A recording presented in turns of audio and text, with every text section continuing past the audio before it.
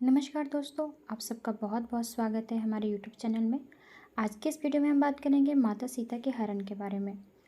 रामायण काल में जब भगवान राम, माता सीता और छोटे भाई लक्ष्मण जी वनवास काट रहे थे, तो वे वन में एक स्थान से दूसरे स्थान पर भटकते हुए ऋषि मुनियों की सेवा और सहायता करते थे और साथ ही साथ उनकी पूजा अर्चना और तपस्या को भंग करने वाले राक्षसों को दंडित करते थे और इस तरह उनकी रक्षा भी करते थे। इस कारण अब राक्षस ऋषि मुनियों को परेशान नहीं करते थे। भगवान राम, माता सीता और लक्ष्मण जी सहित वन में घूमते घूमते पंचवटी नामक स्थान पर पहुंचे। ये स्थान उन्हें बहुत ही रमणीय लगा और उन्होंने वनवास के अंतिम वर्षों में यही रहने का निश्चय किया। उन्होंने पंचवटी में गोदावरी नदी के तट पर अपने लिए एक छोटी सी कुटिया बनाई और फिर वहीं समय व्यतीत करने लगे। वनवास का समय शांतिपूर्ण तरीके से बीत रहा था। पहले की तुलना में राक्षसों का आतंक भी कम हो चुका था। इसी दौरान राक्षस कन्या शूर्पणखा वन भ्रमण को निकली और घूमते घूमते गोदावरी नदी के पास पंचवटी पहुंची और वहां उन्होंने भगवान राम को देखा और उनको उनके गौरवर्ण और सुंदर रूप को देखकर उन पर मोहित हो गई। शूर्पणखा ने सुंदर सा रूप धारण किया और वो भगवान राम के पास जाकर बोली, हे राम, मैं आपसे विवाह करना चाहती हूँ। तब प्रभु श्री राम ने ये कहते हुए ये प्रस्ताव ठुकरा गया कि मैं विवाहित हूँ और उनकी धर्मपत्नी सीता उनके साथ ही है, और यह कहकर उन्होंने अपनी पत्नी सीता की ओर इशारा किया। तब उन्होंने लक्ष्मण जी के साथ ठिठोली करने की मंशा से शूर्पणखा से कहा कि मेरा एक छोटा भाई है, वह भी मेरी तरह ही सुंदर रूप और शरीर 64 रखता है और जो वन में अकेला भी है, तो आप उनके पास अपना प्रेमपूर्ण विवाह प्रस्ताव ले जाएं। आपकी मनोकामना पूर्ण हो जाएगी। तब शूर्पणखा अपनी विवाह की इच्छा लेकर लक्ष्मण जी के पास गई और उन्हें अपनी विवाह करने की इच्छा जताई। तो लक्ष्मण जी ने उनका मजाक उड़ाते हुए कहा, मैं तो अपने भैया और भाभी का दास हूँ और अगर तुम मुझसे विवाह करोगी तो तुम्हें भी उनकी दासी बनकर रहना पड़ेगा। शूर्पणखा ने इसे अपना अपमान माना और यह सोचकर माता सीता पर हमला कर दिया कि अगर सीता की मृत्यु हो गई तो राम मुझसे विवाह करने के लिए तैयार हो जाएंगे। तब लक्ष्मण जी ने क्रोध में आकर शूर्पणखा पर प्रहार किया और अपनी तलवार से उसके नाक काट दिए। इस प्रकार के अनपेक्षित प्रहार से वह दर्द और अपमान से भरे मन से अपने भाई खर और दूषण के पास गई और अपने राक्षस भाइयों से बदला लेने के लिए कहा। शूर्पणखा अपने राक्षस भाइयों खर और दूषण के पास जाकर राम और लक्ष्मण से युद्ध करने के लिए उकसाया और कहा कि मेरे इस अपमान का बदला लो। तब खर और दूषण ने राम और लक्ष्मण पर हमला किया, परंतु दोनों ही राम और लक्ष्मण द्वारा मारे गए। खर और भूषण की मृत्यु के बाद शूर्पणखा और भी ज्यादा अपमानित महसूस करने लगी और पहले से भी ज्यादा क्रोध से भर गई। इस कारण वो राक्षसों के राजा और अपने बड़े भाई लंकापति रावण के पास गई और रावण रावण कहकर इस प्रकार कराती और चीखती हुई अपनी कथा सुनाई। साथ ही साथ सीता की सुंदरता का भी बखान किया और रावण को अपने अपमान का बदला लेने के लिए युद्ध करने के लिए उकसाया। सीता के रूप और लावण्य का विस्तृत वर्णन सुनकर रावण के मन में कुटिल विचार आ गए। साथ ही साथ वह राम और लक्ष्मण की वीरता से भी प्रभावित हुआ और समझ गया कि इन दोनों के समीप रहते हुए वह सीता का कुछ नहीं बिगाड़ पाएगा। वह शूर्पणखा के अपमान का बदला लेने से ज़्यादा सीता हरण के लिए ललायत था। अपनी महत्वाकांक्षा को पूर्ण रखने के लिए रावण अपने पुष्पक विमान में बैठकर राक्षस मारीच के पास गया।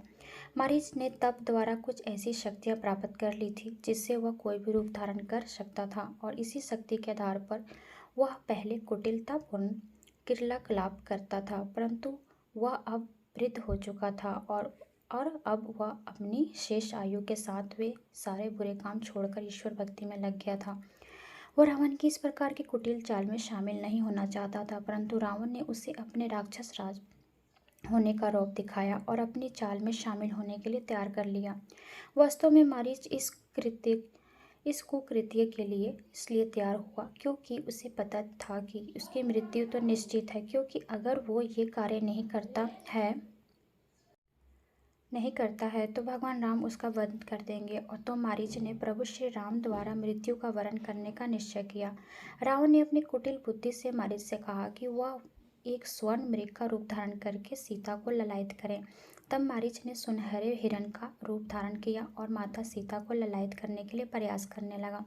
माता सीता की दृष्टि जैसे ही उस मृग स्वर्ण मृग पर पड़ी, उन्होंने भगवान राम से उस सुनहरे हिरण को प्राप्त करने की इच्छा जताई। भगवान राम सीता जी का ये प्रेमपूर्ण आग्रह मना नहीं कर पाए और छोटे भाई लक्ष्मण जी को सीता जी की सुरक्षा का ध्यान रखने का उत्तरदायित्व सौंपकर उस स्वर्ण मृग के पकड़ने के लिए उसके पीछे दौड़े। धनुष बाण के साथ वो वन की ओर चल दिए।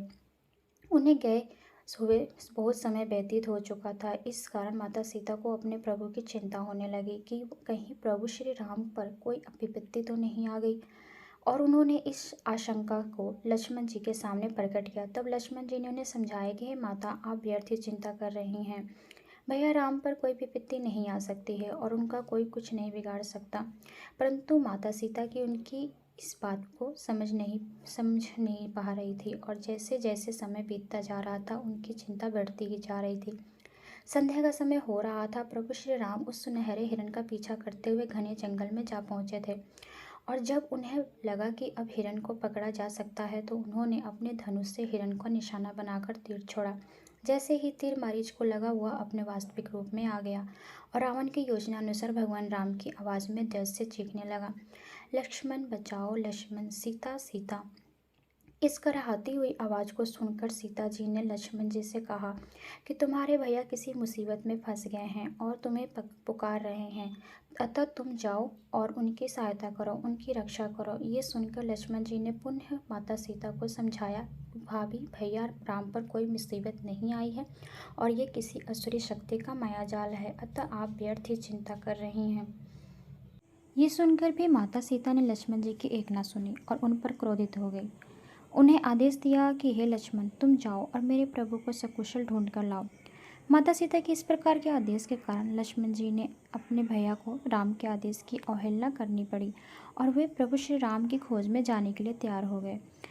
परंतु लक्ष्मण जी अपने भैया राम के द्वारा दिए गए सीता माता की रक्षा करने के आदेश को पूर्ण करने के लिए उन्होंने एक उपाय सोचा, और उस उपाय के अनुसार उन्होंने कुटिया के चारों ओर एक रेखा खींच दी जिसके भीतर कोई नहीं आ सकता था।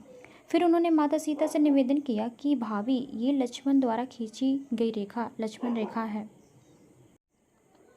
इसके भीतर कोई नहीं आ सकता और जब तक आप इसके भीतर हैं आपको कोई हानि नहीं पहुंचा सकता। अतः मैं आपसे प्रार्थना करता हूं कि चाहे कैसी भी परिस्थिति हो, जब तक मैं अथवा भैया राम वापस ना लौट आएं तब तक आप इसके बाहर अपने चरण ना रखें।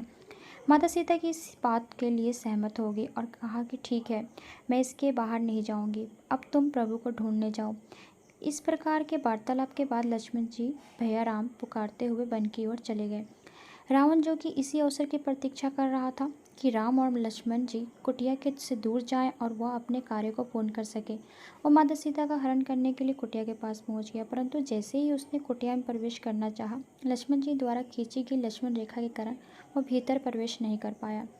अब उसे अपनी योजना विफल होते हुए दिखाई दी। परंतु फिर उसने सोचा कि वह भीतर नहीं जा सकता, परंतु सीता तो बाहर आ सकती है, और इस योजना को सफल करने के लिए उसने एक भिक्षु का रूप धरा।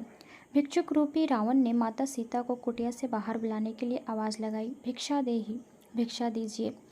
माता सीता ने इस प्रकार की आवाज़ें सुनी तो वे कुटिया से बाहर आई और भिक्षुक रूपी रावण को भिक्षा देने लगी, परंतु वह अब की कुटिया के भीतर ही थी और रावण उनका अपहरण नहीं कर सकता था। तब रावण ने एक और स्वांग रचा। रावण, जो कि एक सन्यासी भिक्षुक के रूप में था, क्रोधित होने का नाटक करने लगा और कहने लगा कि किसी सन्यासी को किसी बंधन में बंध कर भिक्षा नहीं दी जाती। आप इस कुटिया के बंधन से मुक्त होकर भिक्षा दे सकती हैं तो दें, अथवा मैं बिना भिक्षा लिए ही लौट जाऊंगा। रावण के इस कपट से अनजान माता सीता ने अत्यंत ही विनम्र भाव से कहा कि हे देव, मुझे आदेश है कि मैं इस कुटिया से बाहर ना जाऊं, अतः आप कृपा करके यहीं से भिक्षा ग्रहण करें। परंतु इस बात पर रावण कहाँ राजी होने वाला था, अतः उसने और भी क्रोधित होकर माता सीता से बाहर आकर भिक्षा देने को कहा और ऐसा ना करने पर खाली हाथ लौट जाने को तैयार हो गया। तब माता सीता ने सोचा कि एक भिक्षुक सन्यासी का इस तरह खाली हाथ लौट जाना ठीक नहीं, और वह एक क्षण की तो बात है। यह सोचकर वे लक्ष्मण रेखा से बाहर आकर भिक्षा देने को तैयार हो गई।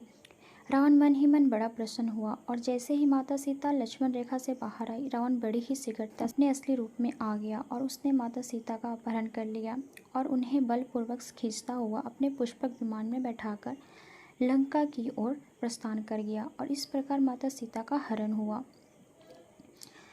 इस तरह से माता सीता का उसने हरण किया। आई होप कि आप सबको वीडियो पसंद आएगा। Thank you so much.